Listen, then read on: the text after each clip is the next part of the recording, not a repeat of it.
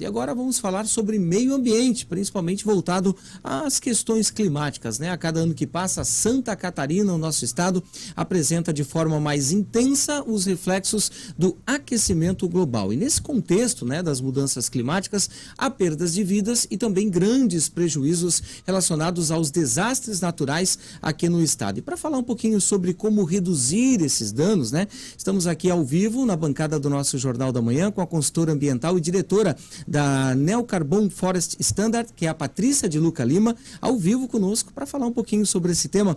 Patrícia, bom dia, bem-vinda, é um prazer tê-la conosco aqui na Jovem Pan, tudo bem? Bom dia, tudo bem? Obrigada pelo convite. Estou muito feliz de estar aqui com vocês hoje. Muito bem.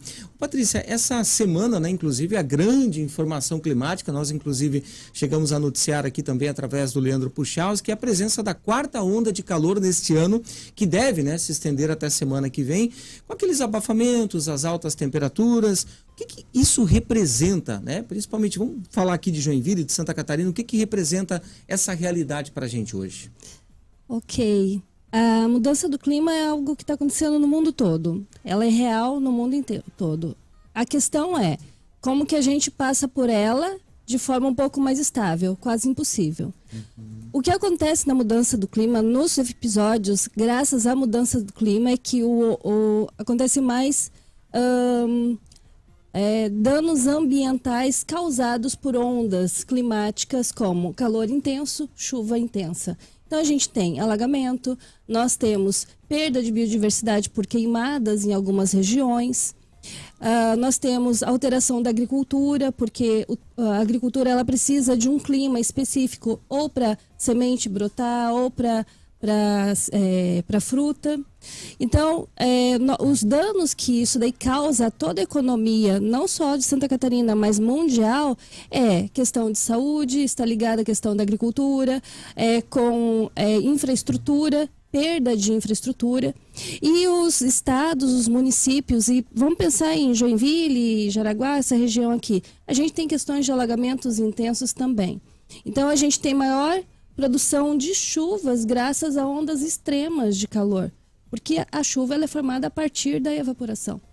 Então, assim, a gente vai ter mais alagamento daqui a algum tempo. Ao mesmo tempo que a gente tem um período de seca dentro do próprio estado, do próprio município também. Além da questão de doenças, né? A gente vê que a dengue é uma doença que é uma endemia que está acontecendo, é uma epidemia que está acontecendo na América do Sul, inclusive, mas aqui especialmente. E isso daí é causado também por questões de mudanças do clima. Excesso de chuva forma poças d'água que ajuda na proliferação do mosquito dentro das cidades. Patrícia, como a gente falou na abertura, né, do nosso bate-papo aqui da nossa entrevista, anualmente Santa Catarina registra, né, aquelas ocorrências ambientais bem impactantes, tanto na vida das pessoas como na economia, na própria infraestrutura, na agricultura, como você bem mesmo já citou. E o estado é um que, inclusive, é um dos que mais expande, né, demograficamente. A população de Santa Catarina aumentou, inclusive, 3 vezes mais do que a média brasileira. Quais são as consequências ambientais disso na tua análise? Do aumento de pessoas em Santa Catarina? Isso. Santa Catarina é um estado maravilhoso. Nós temos florestas, muitas florestas, nós temos infraestrutura e temos emprego. Isso quer dizer o quê? Que tudo é propício para viver bem. Então é um estado que se vive bem. Naturalmente, a gente tem, então, uma imigração de pessoas para o estado, para Joinville, para essa região onde tem mais indústria. Isso é bom? É. Mas, ao mesmo tempo, a gente precisa ter mais saúde disponível, mais educação disponível, porque tem gente chegando, né? E, obrigatoriamente, na educação e na saúde, a prevenção é o mais importante. Como? Educar para mudanças climáticas, a adaptação à mudança do clima. Quando vem gente de outros estados, aonde eles vão ficar aqui em Joinville? Alguns vão ficar em regiões que são regiões vulneráveis, que são a região ali do início da Babitonga, onde tem mais alagamento. Então, isso daí vai colaborar para a gente ter um custo de implementação de infraestrutura e a gente vai ter mais custo, a gente tem mais gastos para adaptação a essas mudanças climáticas, principalmente pela chegada de novas pessoas na cidade. O município tem que se preparar para maior quantidade de pessoas e tem que se preparar para esses eventos extremos.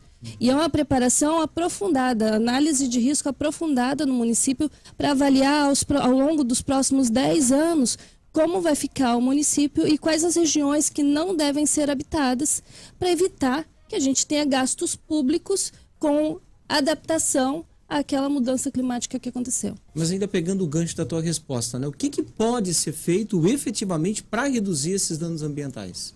Muito bem. Primeiro a gente identifica quais os danos ambientais. E outra coisa que a gente pode fazer é diagnosticar qual a emissão de carbono do município, da indústria, das empresas. Para fazer esse diagnóstico é necessário fazer um documento, um cálculo, que é chamado de inventário de gases de efeito estufa. O inventário, ele dá um diagnóstico de qual o potencial de aquecimento global de uma empresa, de um município inteiro, ou de uma indústria, ou até de uma pessoa. Eu mesma gero gás de efeito estufa. E com esse diagnóstico, sabendo quanto eu contribuo para o aquecimento global, eu consigo então fazer o processo que a gente chama de descarbonização, ou redução de emissões de gás de efeito estufa, e isso daí contribui também para reduzir esse efeito climático, é mitigar as mudanças do clima. Certo. Ô Patrícia, a gente sabe que Joinville e Jaraguá do Sul, por exemplo, né, são cidades que abrigam grandes empresas com aquele posicionamento no mercado internacional, inclusive. E essas companhias, né, já têm aí uma conscientização maior da importância da sustentabilidade ambiental para a propagação, inclusive, dos próprios negócios. Como é que elas podem ajudar, né, a sociedade a ter um amadurecimento maior nessa área ambiental, por exemplo? Muito bem. Essas indústrias, ela tem que traçar metas. Metas que a gente chama de metas de descarbonização e redução de emissão de gases. Essas metas, elas estão dentro de um sistema que a gente chama de ESG, que é ambiental, social e econômico. A indústria ela tem que se adequar ao ESG e começar a traçar metas de descarbonização. Como que ela faz isso? Novamente, o inventário de gases de efeito estufa é o primeiro passo para que ela comece a fazer o seu processo de descarbonização. Eu primeiro tenho que me conhecer, ver qual que é o meu risco climático, qual que é o risco da mudança do clima para minha empresa e daí trabalhar de forma a reduzir essa emissão. Outra coisa que ela precisa também estar fazendo junto nesse ESG é a educação ambiental dos seus empregados, dos seus funcionários. Educar para mudanças do clima é extremamente importante, porque todos nós devemos estar preparados para um ambiente um pouco mais hostil, com mais alterações de temperatura constante em pouco espaço de tempo. Então a gente já está na quarta onda. Quando que isso daí aconteceu no planeta? A gente via pouco isso. Mas eu sempre vi, sempre foi quente. Não, sempre foi quente desse jeito todo o tempo? Era quente ali, lá, né? Mas não era todo o tempo. A gente não tinha tantos eventos extremos. Agora a gente já tem com maior quantidade no ano e já é mais difícil se adaptar a isso. Patrícia, você acha que apesar de toda a informação que está aí, né, a internet que te mostra todas essas coisas, os veículos de comunicação, os rádios, as TVs, enfim, os jornais, você acha que ainda falta conscientização das pessoas? Falta muito. Quando eu falo para você gases de efeito estufa, é uma palavra que as pessoas não conhecem. Elas não entendem o que é um gás de efeito estufa e eu vou explicar. É um gás que colabora para aumentar a camada de proteção da Terra para evitar que saia o calor. Isso quer dizer que a gente está colocando um cobertor em volta da Terra e esse cobertor está ficando mais grosso, de uma linguagem mais simples.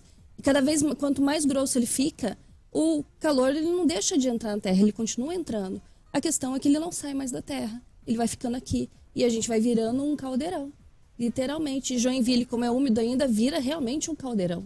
É quente e úmido e a gente vai ficando mais quente. Então, o ideal é reduzir o tamanho dessa capa de proteção da terra, permitindo que o calor saia para o universo.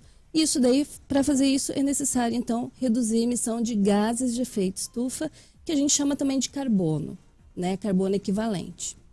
Então isso daí é um primeiro princípio e entender isso é uma das questões que muito poucas pessoas têm esse conhecimento. Ficou na academia, alguns consultores, ainda não está liberado isso daí para a população. E isso daí que a gente tem que fazer, é entregar educação, né? Conscientizar que se você usa um carro com gasolina, você está emitindo gás de efeito estufa. Se você queima lixo, está emitindo gás de efeito estufa. Se você desmata a floresta e queima a floresta, emite gás de efeito estufa.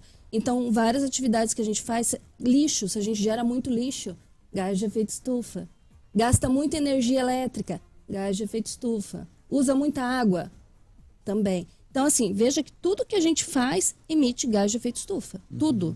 Desde o transporte, até a água, até a alimentação, tudo. Então, a gente tem que reduzir e fazer esse processo de forma mais consciente. Consumo de água, de energia, de comida, tipo de resíduo que a gente gera, uso de transporte, tudo tem que ser de forma mais consciente.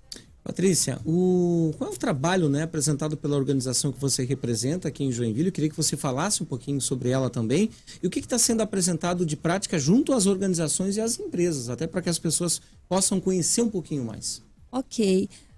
Nós hoje temos um programa Carbono Neutro 2030. É um programa inovador no Brasil, onde ele aborda 3 pilares principais. Primeiro, você faz o diagnóstico através do inventário de gases de efeito estufa. É fundamental para qualquer empresa que esteja no ESG ou que queira entrar no ESG ter o inventário de gases de efeito estufa.